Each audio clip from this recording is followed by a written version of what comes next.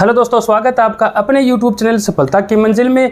अभी दोस्तों हमको पता है कि HSC CET का अपनी 4 शिफ्टों के अंदर एग्जाम ले चुकी है और आंसर की भी दोस्तों वो दे चुकी है। और आंसर की देने के बाद में उसने हमसे ऑब्जेक्शंस भी ले लिए हैं। और अब दोस्तों बहुत सारे साथियों के हमारे पास मैसेज के द्वारा और दोस्तों कमेंट्स के द्वारा ऐसे हमारे पास क्वेश्चन आते हैं। तो दोस्तों उन सभी क्वेश्चन का हमने जो कलेक्शन करके इस वीडियो के द्वारा हम आपको उनका जवाब दे रहे हैं। तो दोस्तों उनका हमारे पास किस किस तरह के प्रश्न आते हैं, तो हमारे पास दोस्तों उनके आते हैं कि क्या HSC संशोधित आंसर की जारी करेगी, यानी HSC के द्वारा जो रिवाइज आंसर की होगी उसको जारी किया जाएगा या फिर नहीं किया जाएगा। दोस्तों हम देखते हैं कि हमारे न्यूज़पेपर्स में अभी जो आ रहा है उसके अकॉर्डिंग दोस्तों आंसर की रिवाइज जो होगी उसको HSC जारी करेगी। यानी जो अब उनका जो रिजल्ट आएगा तो रिजल्ट से पहले यानी अभी भी हमको 1 या 2 दिन के अंदर जो रिवाइज आंसर की होगी वो हमको देखने को मिल सकती है। तो दोस्तों ये यहाँ पे क्लियर हो जाता है कि HSC है वो दोस्तों रिवाइज आंसर की जरूर जारी करेगी कि उसने ये ऑब्जेक्शंस है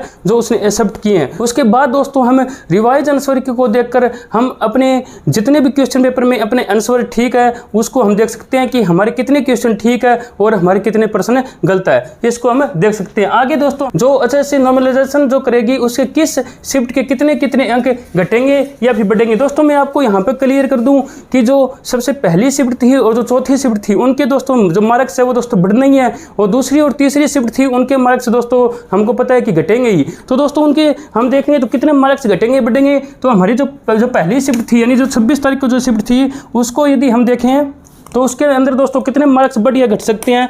तो जो पहली शिफ्ट के अंदर तो दोस्तों बढ़ेंगे ही। 26 तारीख की जो हमारी हुई थी उसके अंदर दोस्तों हम देखें जो पहली शिफ्ट के अंदर हमारे 7 से 8 जो मार्क्स है वो दोस्तों बढ़ चुके हैं, यानी बढ़ सकते हैं 60 से 8 नंबर दोस्तों बढ़ सकते हैं। और जो दूसरी शिफ्ट है उसको हम देखें तो हमारे दोस्तों 4 से 5 यानी 4 से 5 नंबर हमारे घट सकते हैं। 4 से 5 नंबर है वो हमारे घट सकते हैं क्योंकि ये पहली शिफ्ट के मुकाबले इजी शिफ्ट थी, तो 4 से 5 नंबर दोस्तों इसके घट सकते हैं। और यदि हम तीसरी शिफ्ट का देखें तो दोस्तों तीसरी शिफ्ट के अंदर सबसे ज़्यादा नंबर घटेंगे जो 7 से 8 नंबर तक हो सकते हैं, यानी 7 से 8 नंबर उसके हमें जो है शिफ्ट के अंदर घट सकते हैं। जितने भी कैंडिडेट्स ने वो एग्ज़ाम दिया था दोस्तों उस शिफ्ट के अंदर उसके 7 से 8 नंबर घटने की पूरी चांसेज है। और दोस्तों जो चौथी शिफ्ट थे उसके दोस्तों हमको पता है कि कुछ वो हार्ड थी, तो वो हार्ड थी तो दोस्तों उसके कुछ नंबर बढ़ेंगे और वो दोस्तों 5 से 6 नंबर हो सकते हैं कि 5-6 नंबर उसके बढ़े। तो दोस्तों इस प्रकार से हम ये दोस्तों अनुमानित है, हम ऐसा अनुमान ऐसा लगा रहे हैं कि इतने नंबर घटेंगे या फिर बढ़ेंगे। जो पहली शिफ्ट है उसके 7 से 8 नंबर बढ़ने की पूरी चांसेज है। जो दूसरी शिफ्ट हुई थी 26 तारीख को इस शाम को हमारी उसके 4 से 5 नंबर दोस्तों घटने के चांसेज है क्योंकि ये ईजी थी उसके मुकाबले, तो इसके घटने के चांसेज है, तो इसके बढ़ने की हैं। तीसरी शिफ्ट के अंदर दोस्तों सबसे ज़्यादा नंबर घटेंगे जो कि 7 से 8 हो सकते हैं। जो चौथी शिफ्ट के अंदर दोस्तों 5 से 6 नंबर बढ़ने के चांसेज है क्योंकि ये भी दोस्तों अच्छे लेवल की शिफ्ट थी, यानी अच्छे लेवल के क्वेश्चन इसके अंदर हमें देखने को मिले थे। तो दोस्तों ये हम एस्टिमेट लगा सकते हैं। दोस्तों ये मैंने जो आपको बताई है ये एक एवरेज जो कैंडिडेट है, जो एवरेज जिसके नंबर है उसके मैंने एस्टिमेट लगाई है, जिसके दोस्तों 70 के आसपास नंबर बन रहे हैं। 70 के आसपास जिसके क्वेश्चन ठीक है उसका दोस्तों मैंने आपको बताया है। लेकिन दोस्तों यहाँ पर जो होगा HSC जो करेगी उसके अंदर जितने ज़्यादा नंबर होंगे उस पर उतना ही ज़्यादा प्रभाव पड़ेगा, और जितना ज़्यादा उसके जितने कम नंबर होंगे उतना ही उस पर दोस्तों कम प्रभाव पड़ेगा।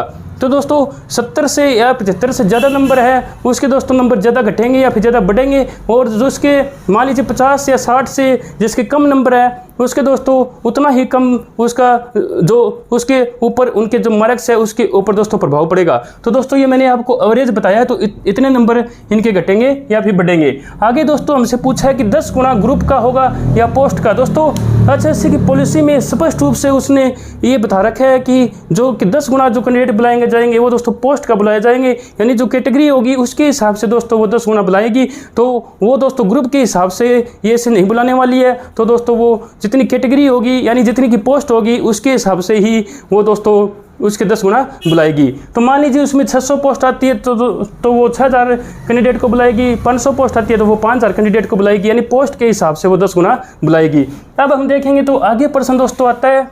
हम दोस्तों सबसे महत्वपूर्ण प्रश्न जो हमारे पास आता है वो देख लेते हैं। वो आता है कि सीईटी रिजल्ट कब तक आएगा। दोस्तों सीईटी रिजल्ट कब तक आएगा, ये बहुत ही इंपॉर्टेंट यानी बहुत बार ऐसे बहुत ज़्यादा संख्या में पूछे जाने वाला प्रश्न है। तो दोस्तों मैं आपको बता दूं कि अभी तो एचएससी जैसे मैंने बताया कि रिवाइज आंसर की जारी करेगी, उसके बाद में दोस्तों कोर्ट के हिसाब से, क्योंकि कोर्ट में एचएससी ने बोला हुआ है कि वो जो उनकी जो कैंडिडेट है उनकी दोस्तों जाति प्रमाण पत्र को अपडेट करने के लिए, उनकी जो रेजिडेंशियल सर्टिफिकेट है उसको अपडेट करने के लिए दोस्तों पोर्टल खोलेगी। तो एचएससी को दोस्तों कम से कम 3-4 दिन तो वो पोर्टल भी खोलना पड़ेगा।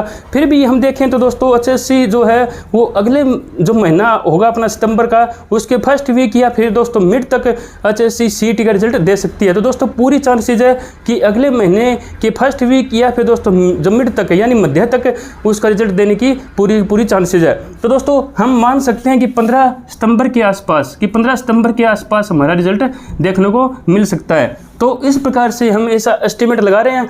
आगे दोस्तों हम देखेंगे कौन सी पोस्ट आएगी और कितनी पोस्ट आने की चांसेज है।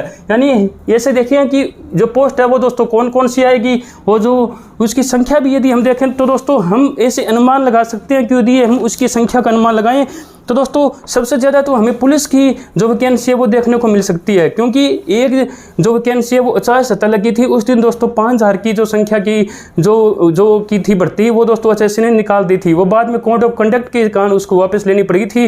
लेकिन दोस्तों हम देखें तो उसकी 2 भर्तियाँ हो सकती है कम से कम इसी सीईटी के ऊपर। तो इस प्रकार से हम देखें तो सबसे ज़्यादा पोस्ट है वो दोस्तों जो पुलिस जो की विभाग है उसके ही आने की चांसेज है।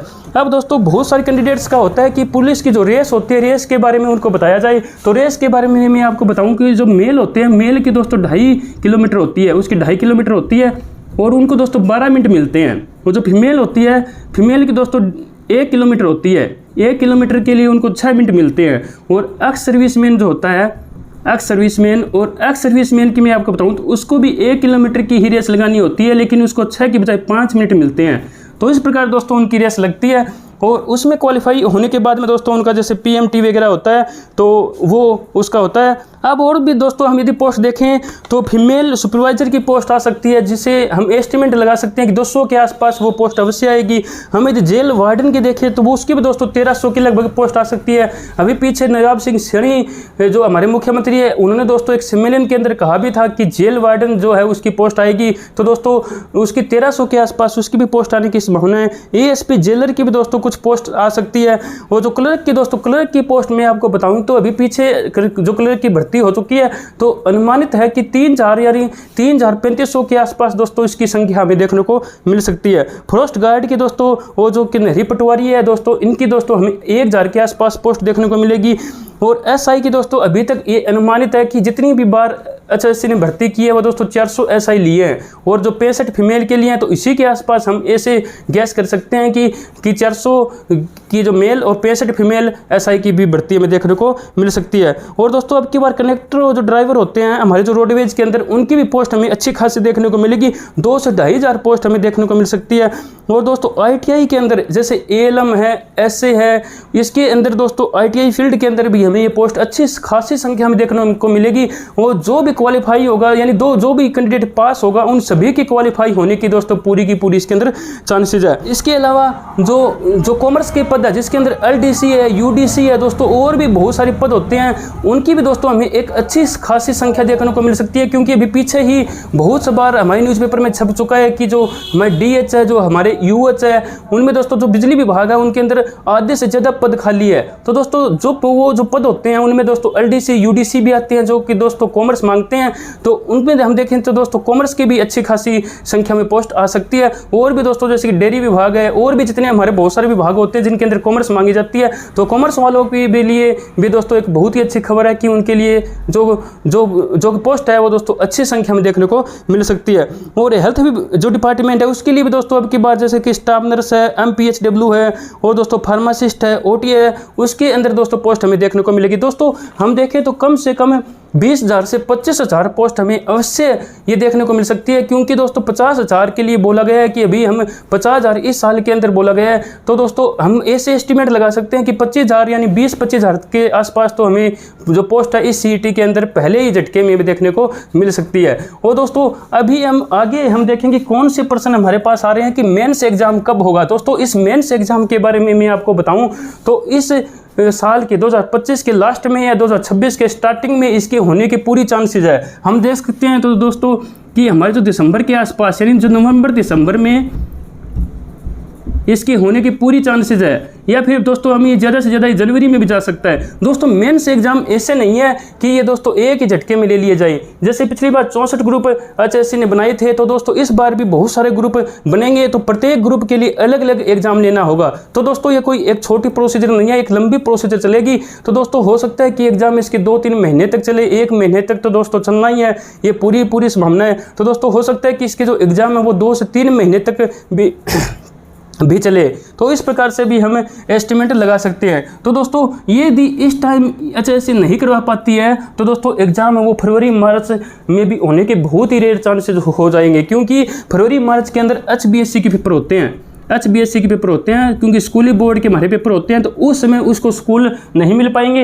वो बाद में जो भर्ती है वो दोस्तों जून जुलाई तक भी जा सकती है यदि वो HSC इस टाइम जो हमारी मेंस एग्जाम नहीं करा पाती है। तो दोस्तों हमारे ऐसे ही चांसेस मान के चल रहे हैं कि इस महीने के लिए, इस साल के लास्ट में और अगले साल के स्टार्टिंग में हमें हमारे जो मेंस एग्जाम है वो हमें देखने को मिल सकते हैं। और इस समय ये, क्योंकि ये दोस्तों समय भी सही होता है, क्योंकि इस समय हमें ज़्यादातर जैसे HTET के हैं, नेट के हैं, वो भी दोस्तों हमें एग्जाम देखने को मिलते हैं। यदि इस समय नहीं होता है तो जैसे मैंने आपको बताया जून जुलाई तक ये हो जाएंगे। फरवरी मार्च में जो HSC एग्जाम नहीं करा पाएगी, क्योंकि उस समय हमारे बोर्ड के पेपर चले रहे होते हैं, जो कि हमारे 10वीं और जो 12वीं क्लास के पेपर है वो उस समय चल रहे होते हैं। ग्रुप D एग्जाम कब होने की चांसेस है दोस्तों? अभी हमारे जो HSC चेयरमैन हिम्मत सिंह है उन्होंने दोस्तों एक ट्वीट भी किया था। उन्होंने दोस्तों सोशल मीडिया के द्वारा हमको बताया था कि हम ग्रुप D की जो प्रोसीजर है भर्ती की उसको हम स्टार्ट कर रहे हैं। तो दोस्तों वो स्टार्ट कर रहे हैं तो हमें एस्टिमेट है कि हमारा 20-25 दिन के अंदर हमें इसकी जो वैकेंसी यानी इसकी जो फॉर्म है वो दोस्तों स्टार्ट हो सकते हैं। तो हमारे जितने भी कागज जितने भी हमारे डॉक्यूमेंट्स होते हैं उनको हमें पहले से तैयार कर लेना है, ताकि हमारे उस समय जब हम अपने एप्लीकेशन फॉर्म को अप्लाई करें उस समय हमारे कोई भी दिक्कत ना आए। तो दोस्तों 20 से 25 दिन में हमें इसके एग्जाम यानी इसकी जो एप्लीकेशन फॉर्म है वो दोस्तों खुल सकते हैं। फिर 20 से 25 दिन जो HSC हमें फॉर्म जो भरने के लिए देगी, उसके बाद में दोस्तों जो एग्जाम की प्रोसीजर शुरू होगी। तो हम ऐसे एस्टिमेट लगा सकते हैं कि अक्टूबर नवंबर के दौरान इसके एग्जाम हो सकता है, अक्टूबर नवंबर के दौरान, या फिर ज़्यादा से ज़्यादा ये दिसंबर तक जा सकता है। लेकिन हमारी चांसेस ये है कि अक्टूबर के लास्ट में या फिर नवंबर में इसके एग्ज़ाम होने की पूरी चांसेस है। तो हमें इसी के हिसाब से दोस्तों इसकी तैयारी करनी है। तो ये आप अभी से इसकी तैयारी स्टार्ट कर दीजिए। और इसके अंदर जो साइंस का पोर्शन है जो हमें 10 नंबर को देखने का मिला है वो दोस्तों हमारे CET जो हुआ था हमारे C ग्रुप के लिए उसके अंदर वो नहीं था। तो इसके अंदर दोस्तों हमें अलग से साइंस पर विशेष फोकस करना होगा, क्योंकि उसके अंदर हमारे 10 नंबर की साइंस आने की क्योंकि उसके अंदर सिलेबस में दिया हुआ है। दोस्तों जो ग्रुप D की कितनी पोस्ट आ सकती है ये हमसे पूछा। दोस्तों ग्रुप D की कम से कम मैं आपको बताऊं तो 15 से 20 हज़ार पोस्ट आ सकती है। 15 से 20 हज़ार की संख्या दोस्तों बहुत बड़ी संख्या होती है। और इतनी बड़ी भर्ती आपको इस जो ग्रुप D है इसके अंदर दोस्तों आपको देखने को मिलेगी, क्योंकि दोस्तों बहुत सारी पोस्ट खाली है। अभी दोस्तों मैं आपको बताऊं 2021 से लेकर 2027 तक बहुत सारे डिपार्टमेंट जितने भी डिपार्टमेंट है सभी के अंदर दोस्तों रिटायर जो होने वाले जो कर्मचारियों की संख्या वो बहुत ज़्यादा है। क्योंकि 26 हम मान सकते हैं 30 तक तो जितने भी पुराने जो लगे हुए हैं वो दोस्तों रिटायरमेंट हो ही जाएंगे। यानी 21 से 27 तक के बीच में बहुत ज़्यादा संख्या रिटायरमेंट होने वाले कर्मचारियों की है। तो अब जो ग्रुप इसके अंदर D की भर्तियां हो रही है वो दोस्तों वो भी आगे प्रमोट होकर C ग्रुप में अपना सिलेक्शन ले रहे हैं। अभी हमने देखा तो दोस्तों 24,000 में जो C ग्रुप जो हमारी भर्ती हुई बड़ी भर्ती उसके अंदर दोस्तों D ग्रुप के बहुत सारे कैंडिडेट लगे हैं। और अभी भी जो 7600 के आसपास जो कैंडिडेट्स की HSC ने जो लिस्ट दिया उसके अंदर भी हम दोस्तों अनुमान लगाएं तो कम से कम 3 से 4,000 कैंडिडेट है जो ऑलरेडी C ग्रुप के अंदर लग चुके हैं। तो दोस्तों बहुत बड़ी संख्या में D ग्रुप की पोस्ट खाली पड़ी हुई है। तो 15 से 20 हज़ार पोस्ट है वो कम से कम हम अनुमान लगा सकते हैं कि इतनी पोस्ट तो हमें इसके अंदर देखने को मिलेगी। भर्ती कब तक पूरी होगी ये भी दोस्तों ग्रुप डी के बारे में पूछा जा रहा है। तो दोस्तों हम अनुमान लगाएं तो इस साल में नहीं तो अगले साल ये भर्ती कंप्लीट होने की, यानी इस जो भर्ती करने है कि एग्जाम देकर दोस्तों क्या करना है, एचएससी को सीधी पोस्ट ही भरनी है। तो हम अगले साल की स्टार्टिंग में हम ऐसा अनुमान लगा सकते हैं कि अगले साल की स्टार्टिंग में, इस साल में दोस्तों हम नहीं कह सकते कि एचएससी जो ग्रुप डी की भर्ती है उसको दोस्तों पूरी तरह से कंप्लीट कर देगी। हम ऐसा तो हम अनुमान नहीं लगा सकते हैं, बहुत ही रेयर चांसेस है। लेकिन अगले साल की स्टार्टिंग में जो ग्रुप डी की हमें एक बड़ी भर्ती सरकार पूरी करने जा रही है, हम ऐसा अनुमान दोस्तों लगा रहे हैं। तो आगे दोस्तों ये सभी की सभी बातें जो हमें देखने को मिली वो मैंने जो कमेंट्स के द्वारा, मैसेजेस के द्वारा हमसे पूछी जा रही थी, उन सभी के बारे में दोस्तों मैंने आपको बताया। सबसे महत्वपूर्ण जो प्रश्न पूछा जा रहा है वो दोस्तों सीईटी रिजल्ट को लेकर ही हमारे पास सबसे ज़्यादा प्रश्न आ रहे हैं कि सीईटी जो रिजल्ट है वो दोस्तों कब तक आएगा। तो दोस्तों मैं क्लियर कर चुका हूँ कि ये अगले महीने सितंबर के अंदर, हमें 15 सितंबर के आसपास हमें अपना ये रिजल्ट है वो देखने को मिल सकता है। तो इस प्रकार से दोस्तों हमें सभी प्रश्नों का, मैंने जो भी हमारे पास डाउट आया उनका मैंने सोल्यूशन करने का दोस्तों पूरा प्रयास किया। और मैं आपको क्लियर कर दूं दोस्तों, ये जितनी भी बातें मैंने बताई है ये सिर्फ अनुमानित है, ये कोई ऑफिशियल नहीं है। तो ये हम ऐसा नहीं कह सकते कि 100% ऐसा ही होगा, ये सिर्फ हमने अनुमान लगाया है कि ऐसा हो सकता है। तो ये सिर्फ अनुमानों पर आधारित है, ये कोई ऑफिशियल ये नहीं है। ये दोस्तों मैं पहले से ही आपको स्पष्ट कर देता हूँ। तो अब दोस्तों हम और भी आपके लिए ऐसे जो डाउट है आपके हमारे पास आएंगे, जो मैसेज के द्वारा, कमेंट के द्वारा, उस पर हम दोस्तों वीडियो बना के उस पर हमें वीडियो लेकर आएंगे। और दोस्तों बहुत सारे पर्सन्स ऐसे भी होते हैं कि हमारे 60 नंबर है तो हमें मेंस की तैयारी करनी चाहिए, 65 नंबर उनको मेंस की तैयारी करनी चाहिए। दोस्तों बहुत सारी बात है वो नंबर ऑफ पोस्ट पर डिपेंड करती है, क्योंकि हमें पता है कि पोस्ट का 10 गुना बुलाया जाएगा। तो यदि ज़्यादा पोस्ट आती है तो उस तरह ही हमको बेनिफिट होगा। 5000 पोस्ट आई तो दोस्तों हमको 50,000 कैंडिडेट को बुलाया जाएगा। यदि 6000 पोस्ट आ गई तो 60,000 कैंडिडेट को बुलाया जाएगा। तो नंबर ऑफ पोस्ट पर डिपेंड करता है कि उसकी कट ऑफ कितनी होगी। दोस्तों कट ऑफ कोई नहीं बता सकता, अभी जितने भी कट ऑफ बता रहे हैं दोस्तों वो अंधेरे में तीर मार रहे हैं, क्योंकि अभी तक कुछ नहीं पता कि कितनी संख्या में कौन कौन सी पोस्ट आएगी। सिर्फ एक ये अनुमान है, तो जितनी संख्या में पोस्ट आएगी उतनी ही कट ऑफ उसके हिसाब से जाएगी। तो हम जब पोस्ट का वेट करते हैं कि पोस्ट कितने निकालती है एचएससी, उसके बाद में हम बता सकते हैं कि कट ऑफ का कुछ अनुमान हम लगा सकते हैं। अभी कट ऑफ का किसी के पास भी कोई भी उत्तर नहीं है, सिर्फ और सिर्फ ऐसे ही अंधेरे में तीर मारे जा रहे हैं। तो दोस्तों उस पर आपको विश्वास करने की जरूरत नहीं है। यदि यानी मैं आपको ऐसे बता रहा हूं कि यदि आपको अपनी क्वालिफिकेशन को देखना है, यदि आपकी कोई जो टेक्निकल क्वालिफिकेशन है, यदि आपके पास कोई टेक्निकल क्वालिफिकेशन है तो उसकी लिस्ट यानी चांसेस है कि बहुत ही कम जाएगी। तो वो कैंडिडेट तो दोस्तों अपनी मेंस की तैयारी को अच्छे से अच्छे करें। और जो कि कॉमन जो कि ग्रुप के अंदर है उनके भी दोस्तों यदि अच्छे नंबर बन रहे हैं और उसको लगता है कि मेरी अब की जो कॉमन जितनी पोस्ट होगी उसके अंदर मैं क्वालिफाई कर सकता हूं, तो दोस्तों उसको भी जी जान लगा कर तैयारी करनी चाहिए। दोस्तों यदि आपको तैयारी करनी है तो वो अपना पूरा 100% हमको देना है।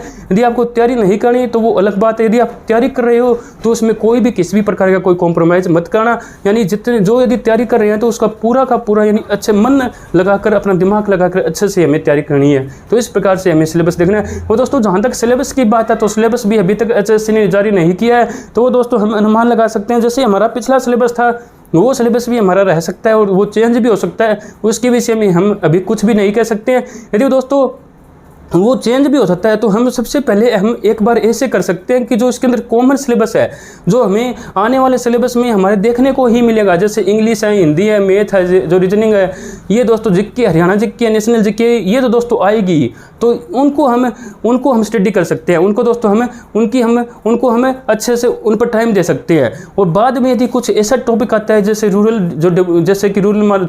कि रूरल मार्केटिंग है, इंश्योरेंस का आता है, रोड एंड सेफ्टी का आता है, दोस्तों ऐसे जो टॉपिक्स भी हमारे पीछे जो मेंस के सिलेबस के अंदर डाले गए थे, यदि वैसा कोई सिलेबस आता है तो उसके लिए भी दोस्तों हमें तैयार रहना है। तो पहले हम ऐसा कर सकते हैं कि हमारा जो कॉमन सिलेबस है उस पर हम विशेष फोकस करें, और बाद में यदि कोई स्पेसिफिक कोई सब्जेक्ट उसके अंदर डाला जाता है, जैसे कि पिछली बार इकोनॉमिक्स भी डाला गया था, रूरल मार्केटिंग भी था, मैंने आपको बताया, इंश्योरेंस भी था, रोड एंड सेफ्टी था, ऐसा भी कोई सिलेबस आता है तो हम उस पर बाद में विशेष फोकस कर सके। तो दोस्तों यही बातें बताने के लिए मैंने आपको ये वीडियो में आपको यानी उपलब्ध उपलब्ध करवा रहा हूँ। तो दोस्तों आपका यदि फिर भी कोई डाउट रह जाता है, आपको फिर भी कोई डाउट है, तो आप जो कमेंट के द्वारा हमसे पूछ सकते हो। तो कमेंट जरूर दोस्तों करना कि आपको क्या लगता है कि ये जो मैंने आपको बताया ये इस हिसाब से हो सकता है, या फिर आपका क्या विचार है वो दोस्तों आप कमेंट के माध्यम से बताना। तो दोस्तों हमें अब मिलते हैं अपनी अगली वीडियो में। Thank you.